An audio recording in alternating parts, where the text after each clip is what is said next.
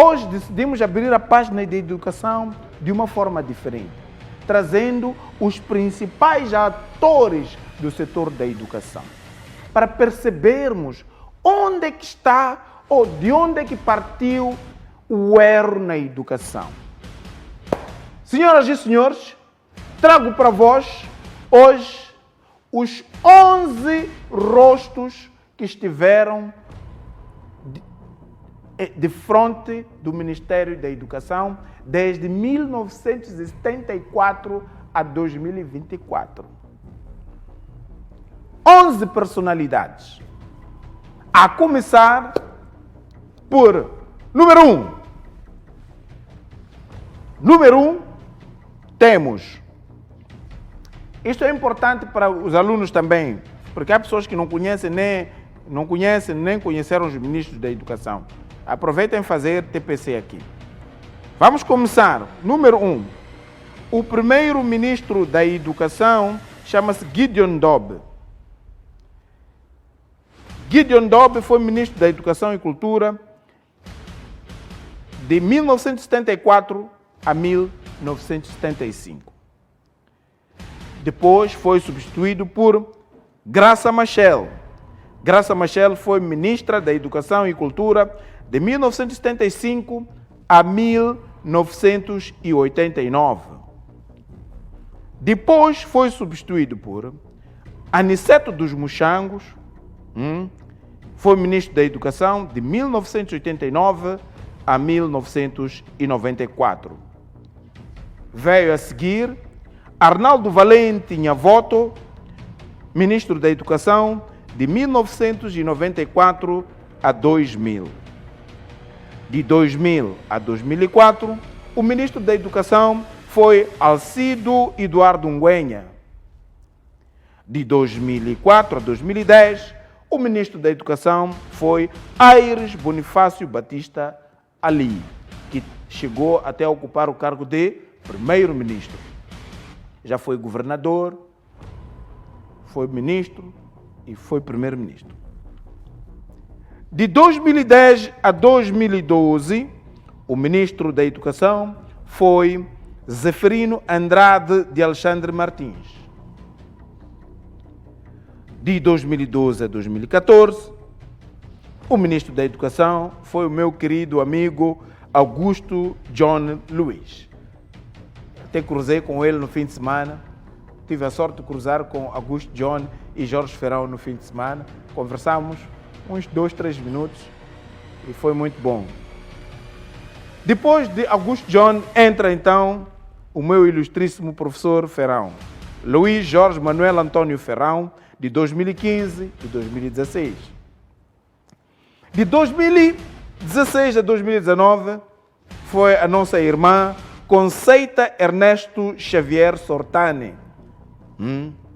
Era deputada. E de 2019 ao presente ano é a nossa irmã Carmelita Namashlua. Está em exercício. É por isso que a fotografia dela está em colorido, porque é a ministra em exercício, Carmelita Namashlua. Ou seja, tivemos 1, 2, 3, 4, 5, 6, 7, 8, 9, 10, 11 ministros de educação. Bom, não sei, alguns provavelmente não estejam em vida, não tenho informação certa sobre Gideon Dobb e Aniceto dos Muxangos. Não tenho informação certa. Gideon Dobb, Aniceto dos Muxangos e Arnaldo Nhavoto. Não sei qual é a informação concreta sobre a vida, a saúde, etc, etc. Não sei. Não vou falar muito sobre isto para não ferir sensibilidades. Não sei mesmo. Ainda não investiguei. Ok. Mas são 11 ministros. São 11 ministros da Educação. Além destes 11 ministros da Educação, este setor teve vice-ministros. Infelizmente não consegui apurar não consegui apurar todos os vice-ministros da educação, mas conheço alguns. Conheço, por exemplo, o professor Luiz Covane, que é atual reitor da Universidade de Naxingueia. Foi vice-ministro da educação. Conheço o professor Dr. Arlindo Chilundo, o historiador, que parece que é agora presidente do Conselho de Administração, como chama-se? Tema, não sei se é tema ou o que é, por aí fora. Foi vice-ministro da Educação. Conheço o professor Dr. Armindo Ngunga, foi vice-ministro da Educação.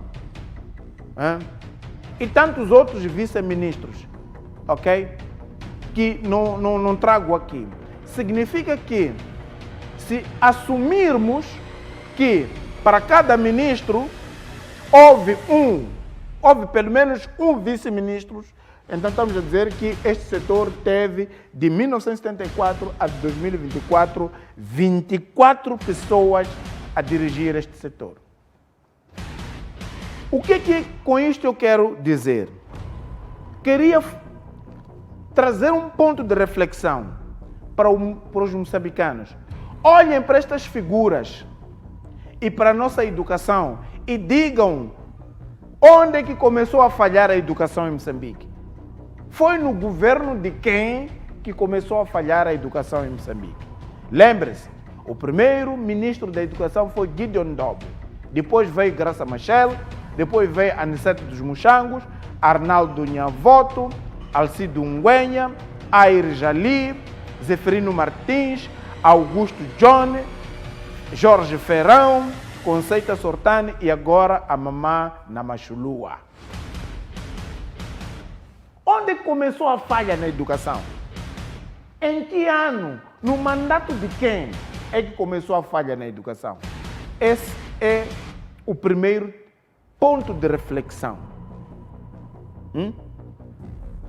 O segundo ponto de reflexão é que nós temos que criar condições para estes senhores, juntamente com os seus vice-ministros, sentarem no Centro de Conferências Joaquim Chissano por 3 dias, com todas as despesas pagas pelo Estado. Aliás, nós até podemos fazer vaquinha.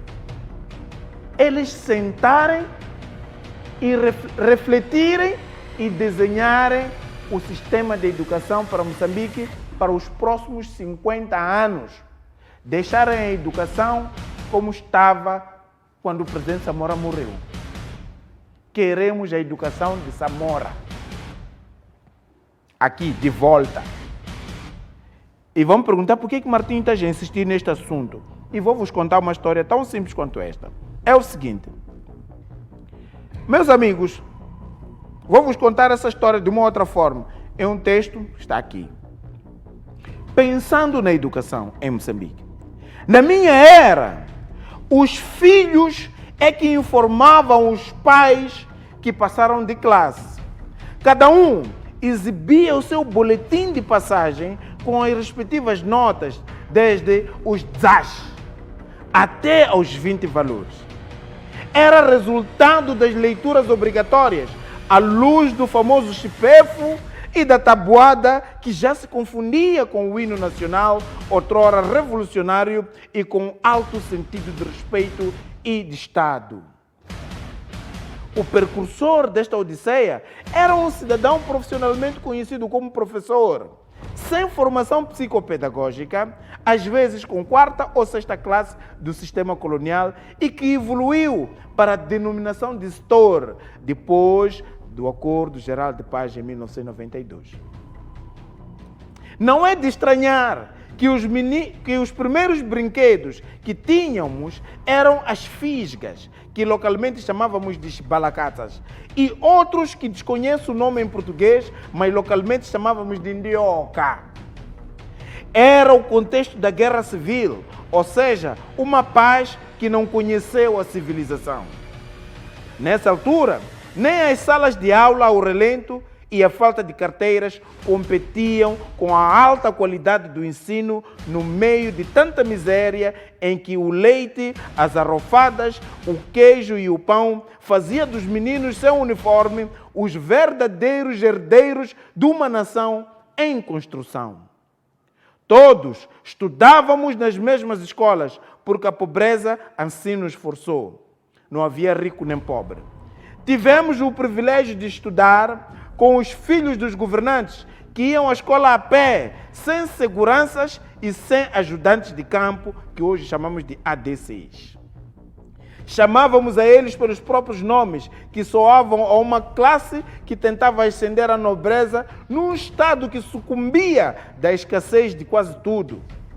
Alguns, comovidos pela boêmia, não ligavam as lições dos professores, até chumbavam, mas nunca os pais foram solicitados para arranjos porque não havia, na altura, sistema de passagens automáticas. A disciplina e o fraco empenho escolar eram devidamente sancionados, sem represálias para o professor. Um misto de sentimentos num país pobre, onde era fácil entender a dimensão da riqueza, porque quase que ninguém tinha nada. Nessa altura, todos os quintais eram quintas, cheias de fruteiras. Os exóticos frutos silvestres faziam parte do cardápio não convencional, mas que ajudava a suprir a ausência do rancho nas famílias moçambicanas. Enfim, ninguém brincava em casa. Ninguém brincava em casa. Todos estavam na rua. Por exemplo, os rapazes com xinguerenguer e as meninas a jogar neca. Era tudo maravilhoso. É algo para dizer, sabe, às vezes a pobreza anima.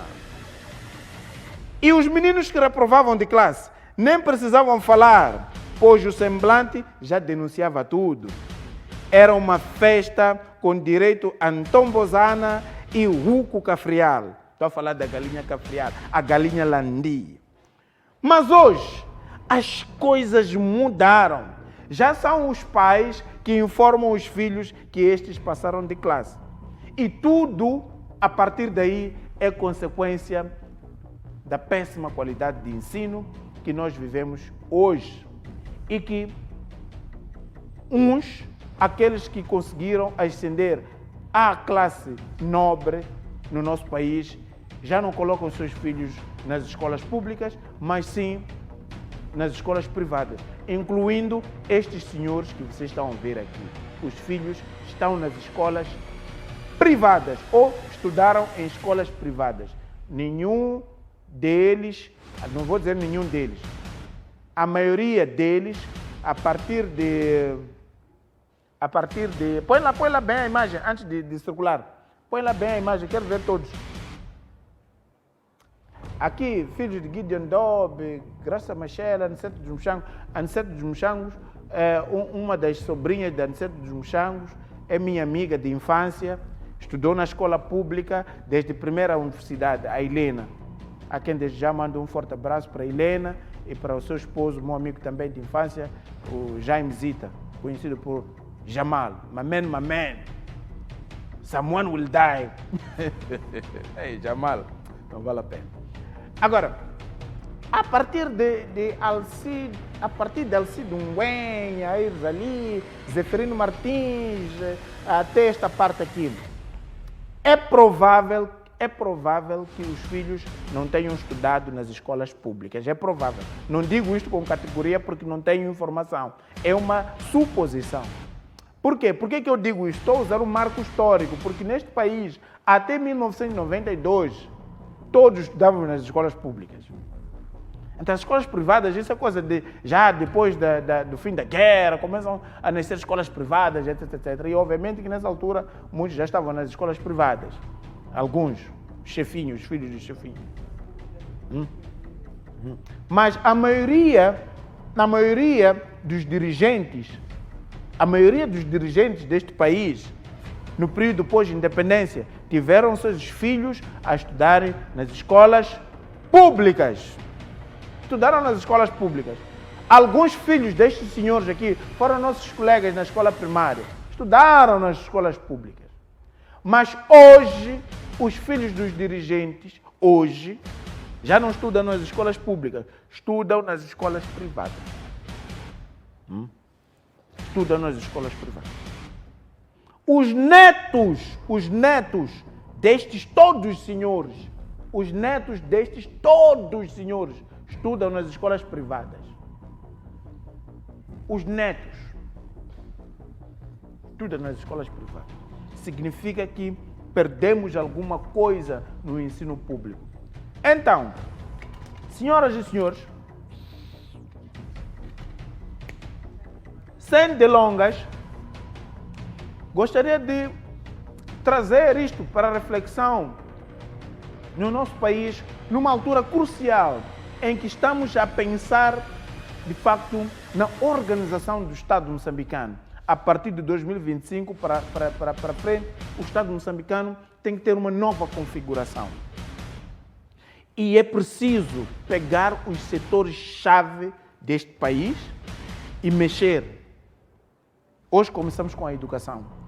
Amanhã ou depois da manhã, etc, vamos para um outro setor. Para nós vermos onde é que estão os erros e começamos a corrigir. Porque a partir de 2025 já estamos com pressa para o desenvolvimento. Nós não vamos seguir a teoria de estágio linear de Abraham Maslow. Não. A teoria de estágios lineares de Abraham Maslow nós não vamos seguir. Estamos com pressa para o desenvolvimento. E vamos fazer o desenvolvimento deste país todos juntos. Do Rovuma ao Maputo de Zumbuinga. Vamos fazer.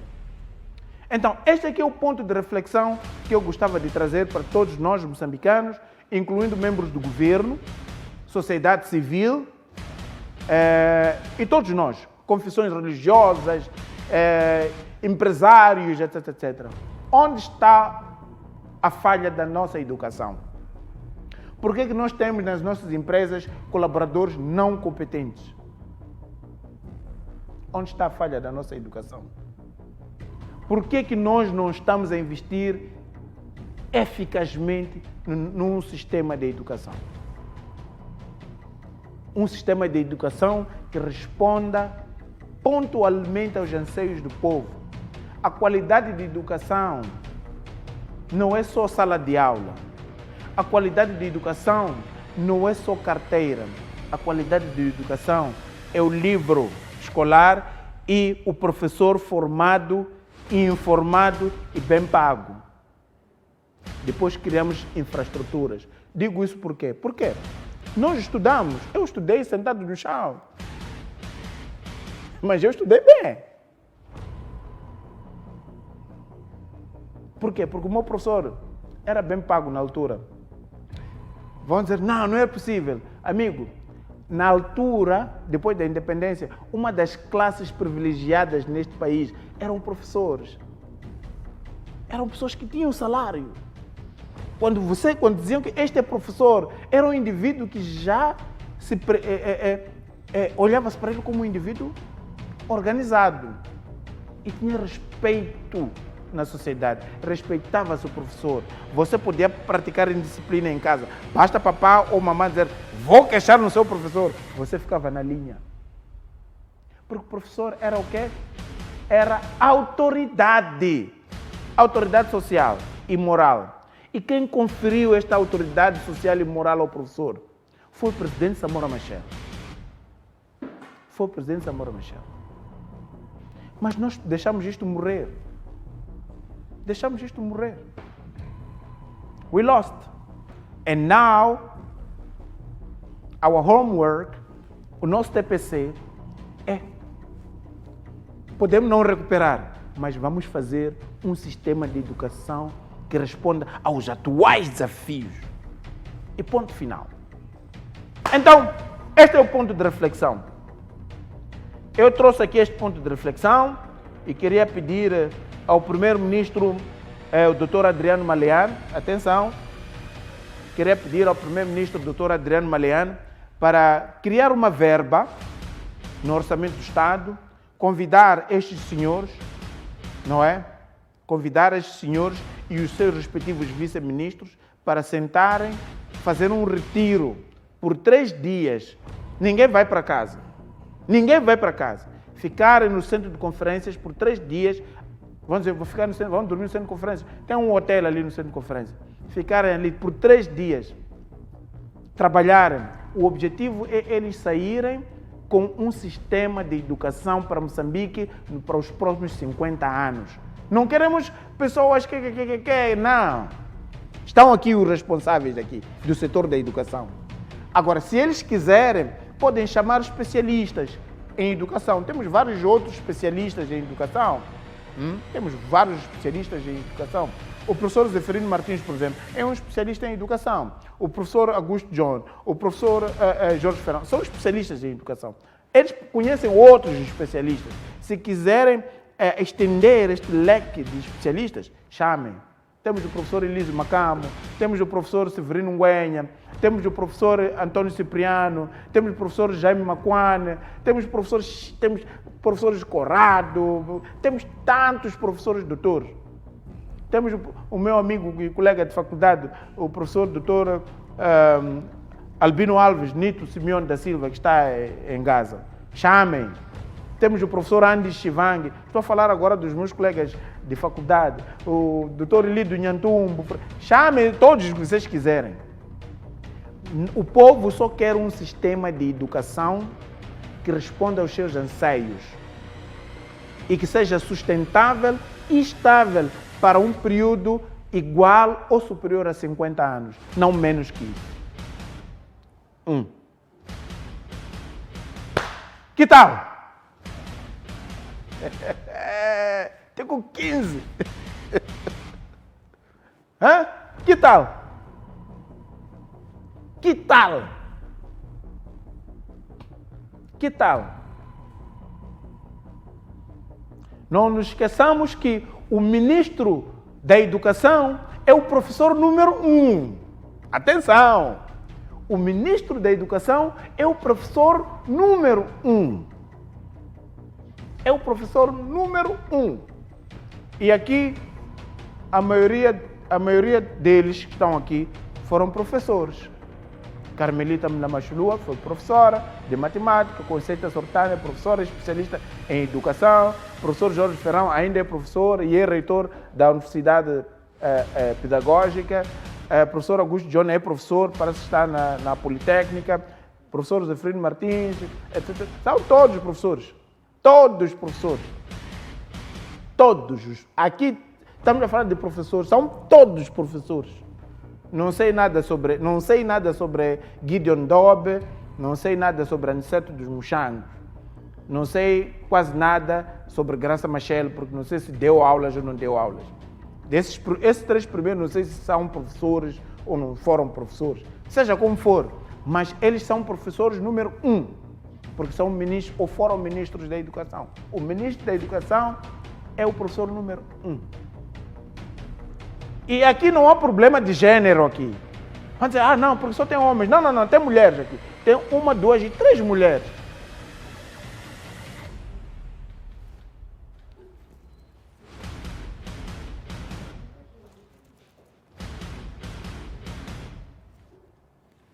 Então está aí o assunto. Está aí o desafio lançado. Certo?